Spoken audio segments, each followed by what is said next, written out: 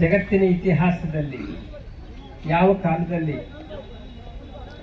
ಅಸ್ಪೃಶ್ಯತೆ ಅನ್ನುವಂಥದ್ದು ಅದರ ಬಗ್ಗೆ ಯಾರು ವಿಚಾರ ಮಾಡಿರಲಿಲ್ವೋ. ದೇಶ ವಿದೇಶಗಳಲ್ಲೂ ಕೂಡ ಅಸ್ಪೃಶ್ಯತೆ ಇತ್ತು, ಪಾಶ್ಚಿಮಾತ್ಯರಲ್ಲೇ ಅಸ್ಪೃಶ್ಯತೆ ಇತ್ತು.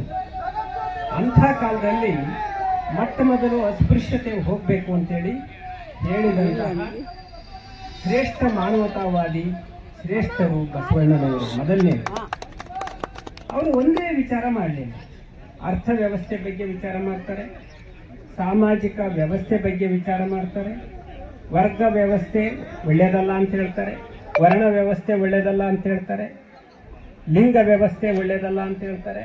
ವರ್ಗ ವರ್ಣ ಲಿಂಗ ವ್ಯವಸ್ಥೆಯನ್ನು ಮೀರಿ ಸಮಾಜ ಬದುಕಿದಾಗ ನಾವೆಲ್ಲರೂ ಕೂಡ ನಿಜವಾದ ಸಮಾನತೆಯ ತಳಹದಿಯ ಮೇಲೆ ಬದುಕ್ತೀವಿ ಅಂತ ಹೇಳಿದಂತಹ ಮೊಟ್ಟ ಮೊದಲ ವಿಚಾರವಾದಿ ಕ್ರಾಂತಿಕಾರಿ ಅದು ಬಸವಣ್ಣ ಮಾತ್ರ.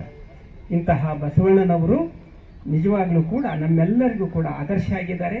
ಅದಕ್ಕಾಗಿಯೇ 900 ವರ್ಷ ಕಳೆದರೂ ಕೂಡ ನಾವು ಬಸವಣ್ಣನವರನ್ನ ನೆನಪು ಮಾಡ್ಕೊಳ್ತೇವೆ, ಅವರ ವಿಚಾರಗಳ ಆದರ್ಶದ ಅಡಿಯಲ್ಲಿ ಬದುಕುವ ಪ್ರಯತ್ನವನ್ನ ಮಾಡ್ತಾ ಇದ್ದೇವೆ. ಮಾಡಬೇಕು, ಇನ್ನೂ ಪೂರ್ತಿ ಆಗಿಲ್ಲ.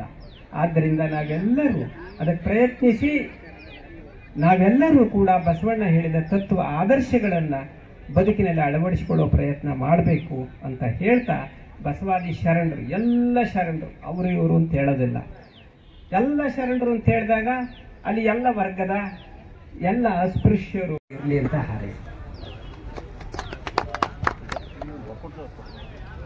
ನಿಜವಾಗ್ಲೂ